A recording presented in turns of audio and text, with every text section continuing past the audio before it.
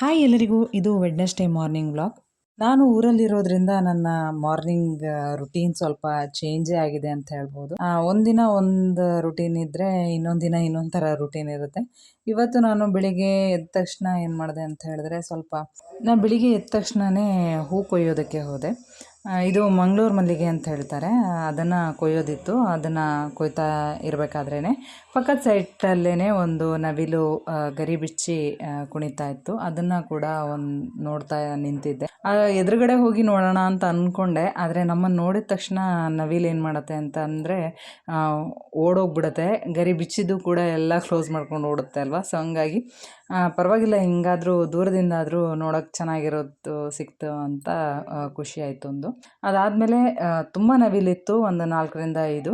ಆದರೆ ಇದು ಒಂದು ನವಿಲು ಮಾತ್ರ ಗರಿ ಇದ್ದಿದ್ದು ನವಿಲಿದ್ದು ಅಲ್ಲಿ ಗರಿ ಬಿಚ್ಕೊಂಡು ಕುಣಿತಾ ಇತ್ತು.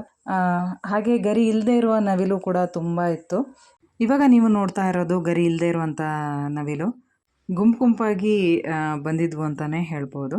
ಅದೆಲ್ಲ ಆದಮೇಲೆ ನಮ್ಮಮ್ಮ ಹೂ ಕಟ್ತಾಯಿದ್ರು ಮಂಗಳೂರು ಮಲ್ಲಿಗೆನ. ಹಾಗೆ ಬೆಳಿಗ್ಗೆ ತಿಂಡಿಗೆ ದೋಸೆಗೆ ಅಂತ ಹಿಟ್ಟೆಲ್ಲ ರುಬ್ಬಿಟ್ಟು ಚಟ್ನಿ ಎಲ್ಲ ಮಾಡಿ ಇಟ್ಟು ಆಮೇಲೆ ಹೂ ಕಟ್ಟಕ್ಕಂತ ಹೋಗಿದ್ರು ಅಮ್ಮ. ನಾನು ದೋಸೆ ಬಿಸಿ ಬಿಸಿ ತಿಂದ್ರೇ ಚೆನ್ನಾಗಿರುತ್ತೆ ಅಲ್ವಾ. ಸೊ ಹಾಗಾಗಿ ಬಿಸಿ ಬಿಸಿ ದೋಸೆನ ಇವಾಗ ಮಾಡ್ಕೋತಾ ಇದ್ದೀನಿ. ಅದ್ರ ಜೊತೆ ಕಾಯಿ ಚಟ್ನಿ ಮಾಡಿದರು. ನಮ್ಮಮ್ಮ ಮಾಡೋ ಚಟ್ನಿ ಸೂಪರಾಗಿರುತ್ತೆ ಯಾವಾಗ್ಲೂ. ಅಮ್ಮ ಮಾಡಿರೋ ಅಡುಗೆ ಎಲ್ಲದೂ ಕೂಡ ಚೆನ್ನಾಗೇ ಇರುತ್ತೆ.